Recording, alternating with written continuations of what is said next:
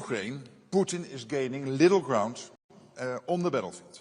And where there are marginal gains, they are coming at a huge price. Hundreds of thousands of Russians are dying for Putin's deluded aggression.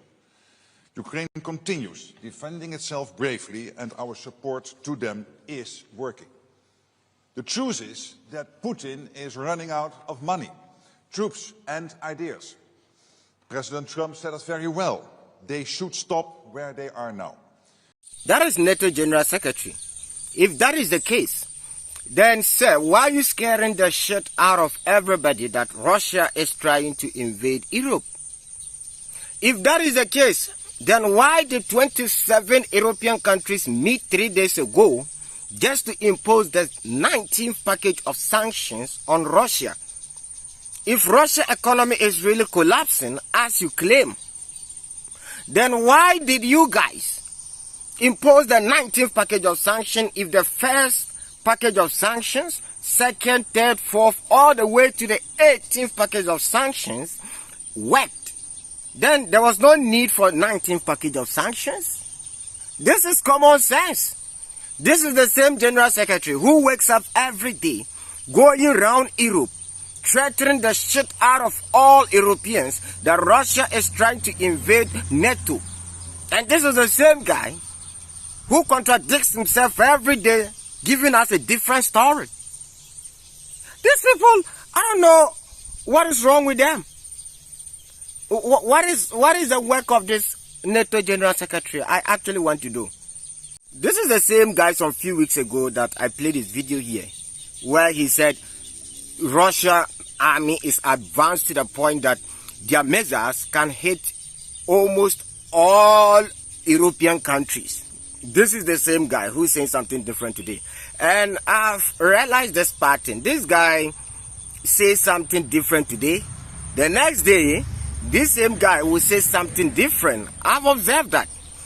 And I am not surprised, because you have to make the threat of Russia real in order to make himself important, or the organization that he leads important. Because without Russia today, this guy wouldn't be where he is. Because remember, the whole of NATO existence is based on Russia.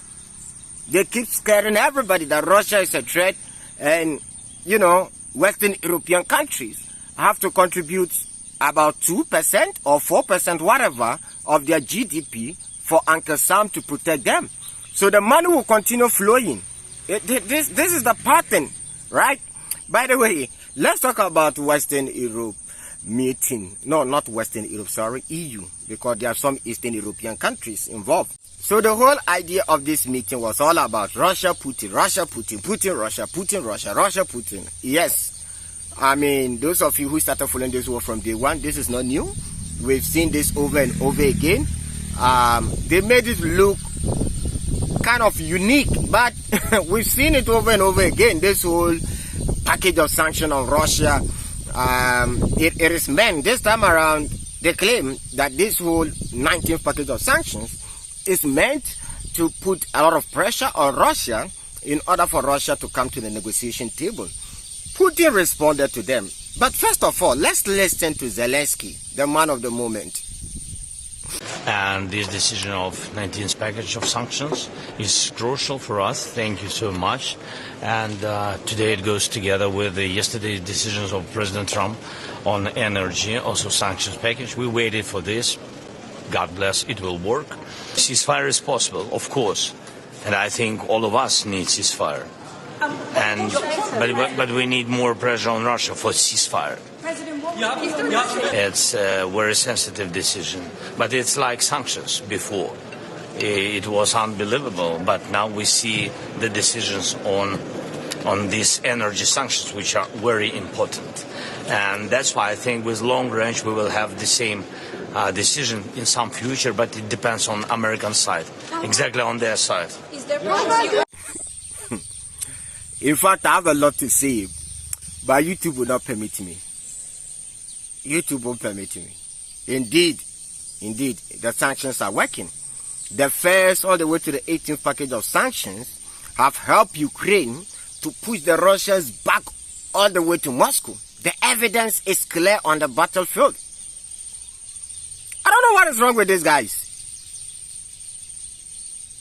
This same country that you guys met to discuss about, economy today, is doing better than all of you. It's doing better than all of you. Now you guys are now broke to the extent that you are not talking about confiscating Russian frozen assets, the confiscation of these Russian frozen assets. You want to give them to Ukraine.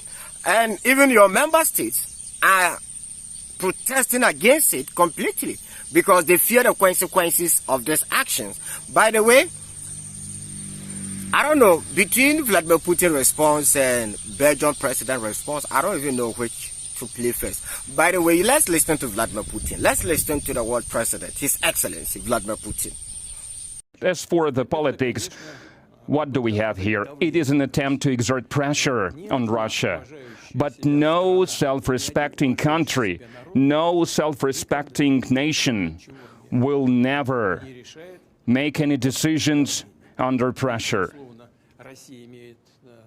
And obviously Russia has this privilege, has this prerogative to be among this list of self-respecting countries and nations. No self-respecting nation will act under pressure. And Western Europeans should have or should know this better. I don't know whether they know and they pretend not to know. I don't know which is which. But this is a country that for decades you've attempted to destroy and you've never succeeded. The point is, if this 19th package of sanctions could destroy the Russian war machine today in Ukraine, think about it critically. Do you think that these guys wouldn't have imposed it long time? Honestly, these guys have sanctioned Russia to the point that they don't even know what to sanction again. Over 20,000 sanctions on Russia alone. Yet, Russia's economy is doing better than all those who imposed these sanctions on them. Vladimir Putin said back in 2022 that sanctions are double-edged sword. If you impose sanctions on a country, it is going to affect both of you. If you think that it is only going to affect the country that you sanction, then it is a big mistake. For example, when Western Europeans decided to, the EU decided to sanction Russia, today we can all see the consequences on Western European economies. Russia today have the strongest currency in terms of purchasing power in the whole of Europe. And this war clearly has been a blessing in disguise for these guys, because this war continues to make them stronger. We continue to see them producing more weapons. We continue to see them innovating far better than any country in Europe. We can see today that the Russians can produce more weapons, more than the whole of, NATO. I'm not just going to limit it to even EU, but the whole of NATO. It is quite clear. So let's talk about the Belgium incident. So Belgium has refused to allow the EU take over Russian frozen assets. By the way, most of these frozen assets are in Belgium, and according to Belgian president, there is no legal basis for this, because you can't just take over another country's resources just that way, because this is what they've worked for. Remember, it's their money. And trust me, believe me, let me add this. If countries' resources or their foreign assets can be frozen for starting war, then Uncle Sam shouldn't be walking free. Think about it. England, even in World War II, which was World War, Germany assets were not taken this way. No. By the way, let's listen to Belgian president himself. Well, I'm looking forward to the discussion on the immobilized assets, not the frozen assets. There's a big difference. The sovereign assets, there's the idea of confiscating them to give them to Ukraine. I'm looking for the legal basis for this decision. This is not a detail. Even during the Second World War, immobilized assets were never touched. So this is a very important step if we would like to take it. We have 3 demands. I want a full mutualization of the risk, because there is a big risk. We will suffer from enormous claims. So if we want to do this, we will have to do this all together. We want guarantees if the money has to be paid back, that every member state will chip in. The consequences cannot only be for Belgium. And the third demand is that every country who has immobilized assets moves together with us, because we are the only ones. Euroclear is the only financial institution that offers the windfall profits to Ukraine. We know that there are vast amounts of Russian money in other countries who have always been silent about this. If we move, we must move all together. That's European solidarity. If these 3 demands, which are quite reasonable, I think, are met, then we could go forward. If not, I will do everything in my power at the European level, also at the national level, politically and legally, to stop this decision. Now, tell me that Belgian president is not making sense. Any reasonable human being will understand the Belgian president is making perfect sense. There is no any law that backs up whatever the EU is trying to do. You can't just take over somebody's money. If you take over somebody's money, that is pure stealing. By the way, Russia has responded. The Russians said if they take over their money, they will in return also take over their money. All their investments in Russia, they will lose everything. You might think that they don't have anything in Russia. But let me give you this stat. Germany alone have over 100 billion euros worth of assets in Russia. That is Germany alone. So think about this. Other countries in Western Europe also have a lot of assets in Russia. So, as I said, or as Vladimir Putin said back in 2022, sanctions are double-edged sword. And whatever Belgian president is saying makes perfect sense. If you guys want Belgium to do this, then there are other Russian assets in other Western European countries or EU countries. Why don't you guys also take that money and give it to Ukraine? You guys have refused to do that. You are only asking Belgium to do that. And the consequences will start immediately once Belgium does that, because there are a lot of foreign investors in Belgium and they are all watching. The moment you touch Russian assets, they will also retaliate by not trusting, Belgium's system, because you can do the same thing to them at any day, any given time. Note, most of these monies in these foreign countries don't even belong to the government. Some belongs to rich people who are doing genuine businesses, who have nothing to do with the government, and yet their properties are being seized. So others investors will also panic. They will not trust the system again.